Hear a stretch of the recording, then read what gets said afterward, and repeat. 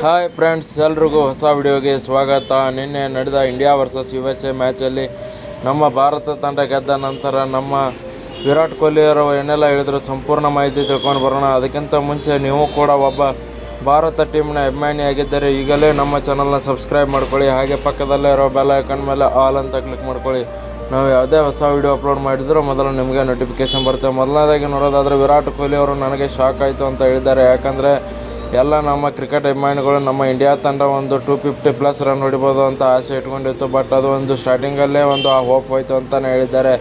ಯಾಕಂದರೆ ಅಭಿಷೇಕ್ ಶರ್ಮಾ ಅವರಾಗಿರ್ಬೋದು, ಇಶಾನ್ ಕಿಶನ್, ಹಾರ್ದಿಕ್ ಪಾಂಡ್ಯ, ತಿಲಕ್ ವರ್ಮಾ, ಶಿವಮ್ ದುಬೆ ಯಾರೂ ಕೂಡ ಅಷ್ಟೊಂದು ಚೆನ್ನಾಗಿ ಪರ್ಫಾರ್ಮೆನ್ಸ್ ಕೊಡಲಿಲ್ಲ. ಒಂದು 10-15 ರನ್ಸ್ಗೆ ಔಟ್ ಆಗೋಕ್ಕೆ ಸ್ಟಾರ್ಟ್ ಆಗ್ತಾರೆ. ಅಲ್ಲಿಂದ ಒಂದು ಸೂರ್ಯಕುಮಾರ್ ಯಾದವ್ ಅವರು ಕಮ್ಬ್ಯಾಕ್ ಮಾಡ್ತಾರೆ.